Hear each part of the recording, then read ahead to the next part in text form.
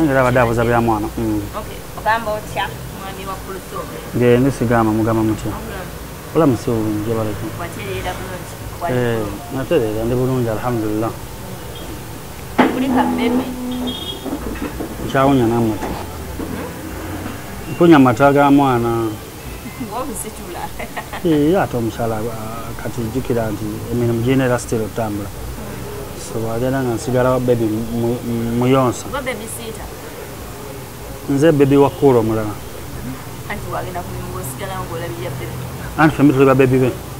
Ndi baby omukulu oli baby muto.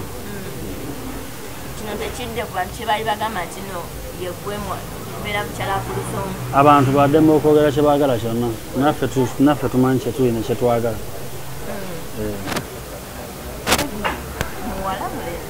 Baby boy, Acram Junior. Okay. Oli so muwadde amata. Ali fine. Bulungi alina mami we. Mami we teyakoze bulungi.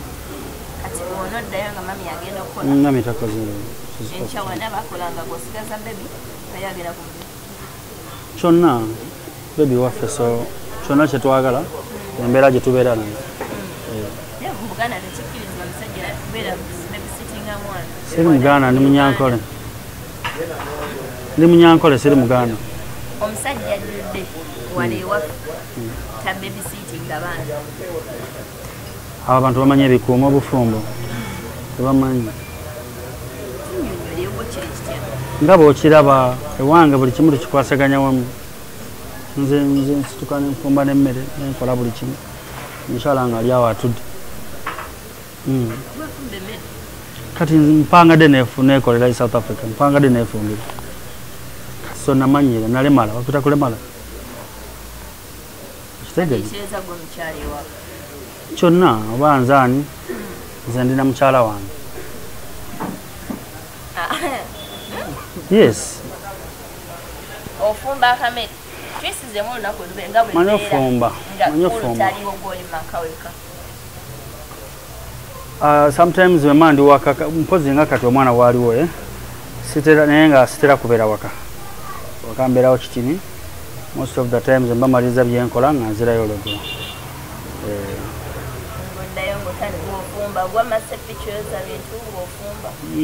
I cook occasionally. Mubamu lwenjagala nti oba mbamu mukyalo angamba nti njala lya ku kino netuyisaawo ekyo n'ekifumba yo nga mwami mufumbira bulungi akaceere kadi nga kapirawo kamufumbira bulungi nnyo akaagala ngaasala obutungulu nnyaanya biki bwantunuuliraawo tewali buzibu kirinamu obuzibu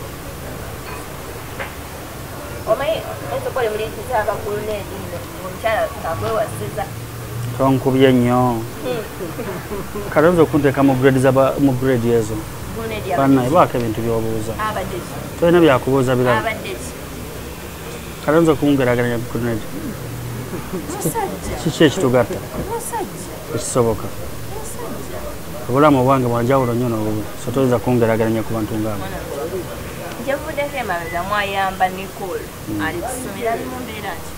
Nicole ali mu mbeera nnungi. She's at school. Era abeerawo ng'asoma. Hajjat amuyambako personally naye. So ne guardian mother we naye ajja mu Uganda kukwasaganya nsonga ze z'okutambula nga bwe mwaziwulira. So era naye ali in touch ne Hajjat balabe nga bamukola ki bamufulumya eggwanga. So yes, amutwala. Agana mutwala ng'amaze okusoma. Bakyalina otutuula ne Hajjat bateese balabe, but I think the best is that Nicole bamutwala asomere ebweru. Kuba omukyalo oyo yannyonnyola ensonga ye ng'olaba yagamba nti olaba Uganda kati bw'otunda Pretty Nicole n'abantu abalala bawangaaliramu bamusekerera abakola ki. So at least essomero olaba bamutute nti she feels at home. Era kyova olaba akyaliyo tewali kye mwamuwulire kubanga ali mu bazadde ate ali mu bamanyi enkwata obulungi eya Pretty Nicole. So alhamdulillah Hajjat yamutwala era abeera naye kati omwana asobole omuyambako. Pretty Nicole mwamuyamba naye Waitibenda yavaayo n'agamba kimukola si kituufu okuyambira omwana omuto mu kamera lwaki tembikola nga tebiri mu kamera ne mumuyambira mu nkubuto. Federation bagitambuliza mu kamera oba mu nkukutu. Kakati ebintu byavaayo eyo. Esawa ya leero okukola ekintu ng'omuntu alaba n'omulala asikirizibwa okukola ki? Okukikola. Ndozo kitegeera. Ate Pretty Nicole, by the way, we even related. Tetolowooza nti tumuyamba buyambi nti nobaki. Yes. Mama wange mukulu wa mama wa Pretty Nicole. Mama. Yes. Sinza temwayamba muntu wa street, mwayamba wa kikacho. Twayamba omuntu owaffe. Twakwata ku muntu owaffe. Kubanga yali emikwano gyagezaako nga yeetaaga family. So alina abantu abamu by the mwana wa mukisani. Alina abantu abamubeereddewo naye kisinziira mbeera ki okitegeera. So mulimu omuntu akuyambako naye nga alina waakoma. Yeah. How sure are you to not again about disappointing? Tajja kubanga Pretty Nicole ayagala ebintu ebirungi. Buli kimu Hajjat akimuwa. Okitegeera. Yamugye abeera naye waka agenda ku ssomero asoma. So buli kyayagala akimuwa. She's in good hands. So muyina kumusabira busabize eyo gyali. Mungu amuteremu baraka. Olumala ebigezo abaagala kujja bakyogerezeganyako kuba omukazi empola yazitandikako naye bakyalina okujja balabe nga boogerezeganya naye. So we are in touch with her. Era story bona bwagala gifollowing anja kuwa namba y'omukyalo yogerezeganye naye mama Pretty Nicole wa Germany mulabe ekintu nga kitambula. Okay, ngatumaliza lero yambye ba TikTokers, what really inspired you okuyamba abaana bano? Abaana bazanya comedy waabwe mulungi. Otunulira Land Road oyo CB.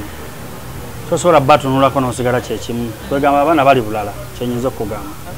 TikTok tey nawe yatuukira nekwafectingamu oba nawe ina kyegasseeko? Tena kyengattako ate era tena kyentolako. Kitegera kubanga sikolera ku TikTok, sirya ku TikTok. But kiri awo. Olaba kirabe? Sijinaako buzibu. Lwakuba nti Bannayuganda, too much of anything is always bad. So Bannayuganda bakisussaamuko. So I think bandikitaddeko restriction. Okay, ngatumaliza ekisembera ddala. Abantu bapostinga nti congratulations Kuluthum, abamu ne bagamba muli bati mwazaala mwana byakwesudiya bo obagamba ki? Twazaalira nsi. Tetwazaalira nsi.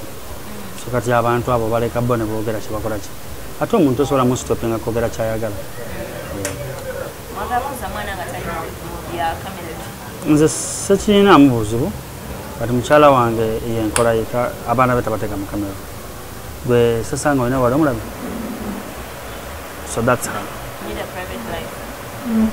She needs a private life when it comes to kids. Mwamumaze junior Acram. Ntuyingira mu shoot. Kiddako ni Hajjat awone bonyezeewo baganda bawala. Amangu ago. Ya speed. Amangu ago. Sagala muweza njagala ndabe nga alhamdulillah kyangu ekyokuzaala nene muwumuzi barakulabira abantu. Mwagalamu abalongo omwaka inshallah. Allah kyabalese omanya naye nga kyesigala muzalamu abaana musanvu. 17. Twakaana njala abaana 15. Agakusobola kujjako Allah kyanaaba ageze ekirala. Baana musanvu ate njagala bakumukumu. Ono omwaka gw'ozaala nga Simbi. Simanya bw'azaala naye ono omwana aba tanaweza mwaka nga amuzaako. Yeah, immediately Hajjat olaba oluva mu bwanake we. Njagala tunoonyezeewo akanawera sente. Mangu mangu. Tebamukubbako. Tebasobola. Tasobola. Omukyala. Hajjat. Ezo bayita malayika z'okuuzi. Mukubanga kirabo. Oyo yabaga malayika z'okunsi. Zezo zennyini.